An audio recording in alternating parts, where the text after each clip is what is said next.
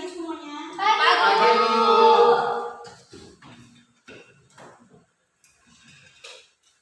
Apa kabar semuanya? Alhamdulillah, luar biasa. Allahu Akbar. Baiklah, sebelum memulai pelajaran pada hari ini, sebaiknya kita berdoa menurut agama dan kepercayaan masing-masing. Berdoa mulai. Selesai. Baiklah, kita absen terlebih dahulu ya. Ya, Bu.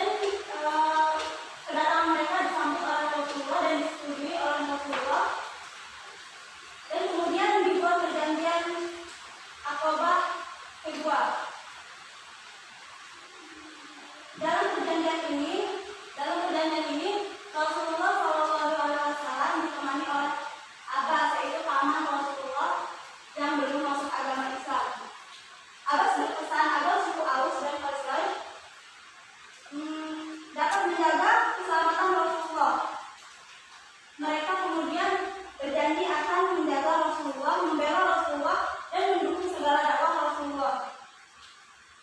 Baiat Aqabah kedua ini merupakan titik awal dari perkembangan Islam sekaligus dakwah Rasulullah SAW sehingga dapat tersebar di seluruh penjuru dunia. Ada beberapa faktor yang menyebabkan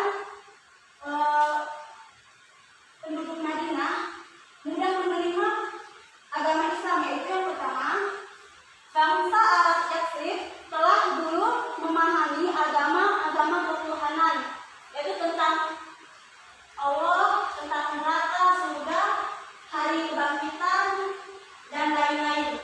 Yang kedua, sering terjadi peperangan antara penduduk Yatsrib yang menyebabkan hubungan antara masyarakat tidak harmonis. Dan yang ketiga, yang terakhir, yaitu penduduk Yatsrib memerlukan seorang pemimpin yang mampu mempersatukan suku-suku yang saling bermusuhan. Selanjutnya yaitu strategi dakwah Rasulullah pada periode Madinah. Di Madinah sebelum kedatangan Rasulullah SAW, antara suku Aus dan Khazraj sering terjadi perselisihan, bahkan tidak jarang terjadi pertumpahan darah di antara mereka.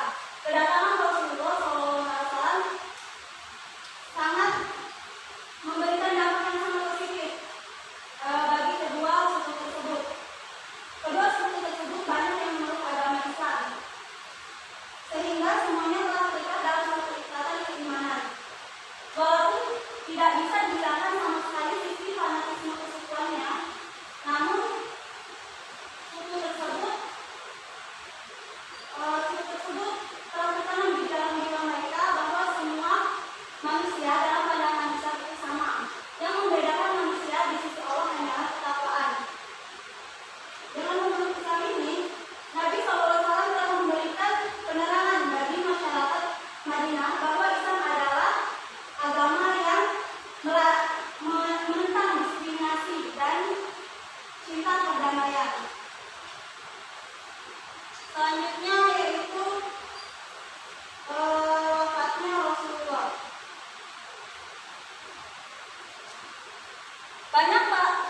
Banyak para utusan kabilah Arab yang datang mengunjungi Rasulullah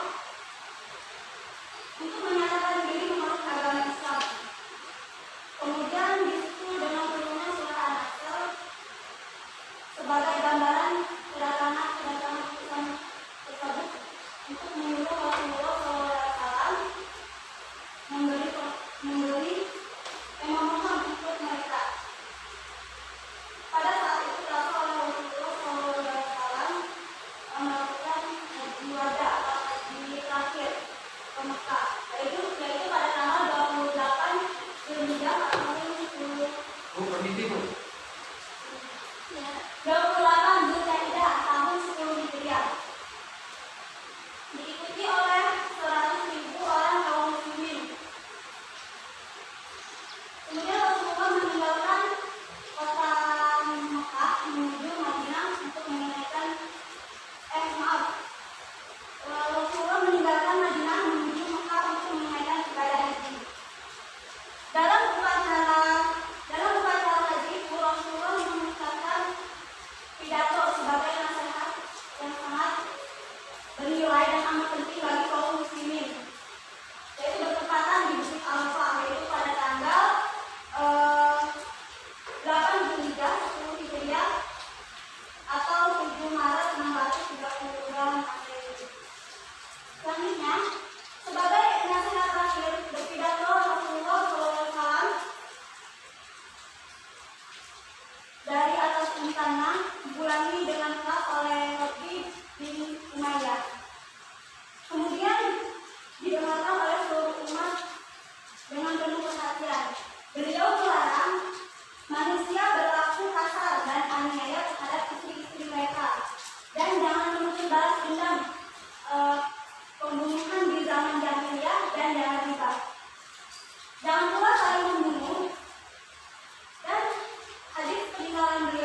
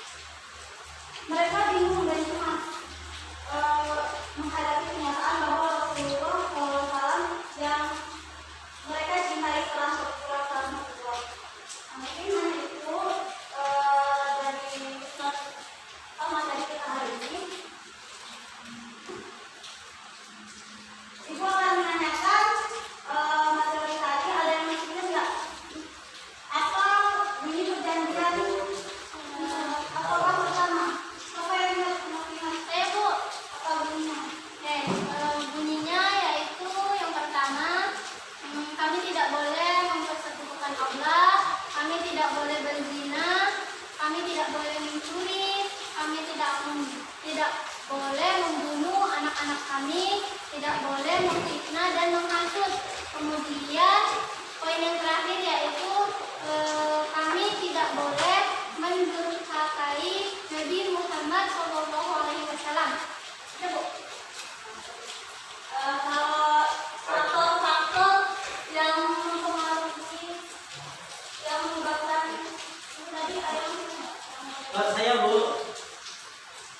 apa?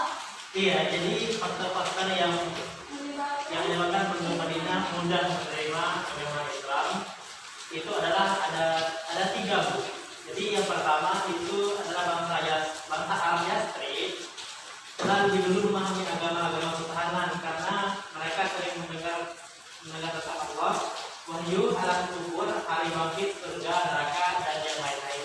Kemudian yang kedua Bu, ini terjadi peperangan antara penduduk Yasrib yang menyebabkan hubungan antar masyarakat itu kurang harmonis. Kemudian yang ketiga, penduduk Yasrib memerlukan seorang pemimpin yang mampu mempersatukan suku-suku yang saling bermusuhan agar menjadi satu bangsa. Ada yang mau ditanyakan nggak dari materi hari ini? Tidak ada.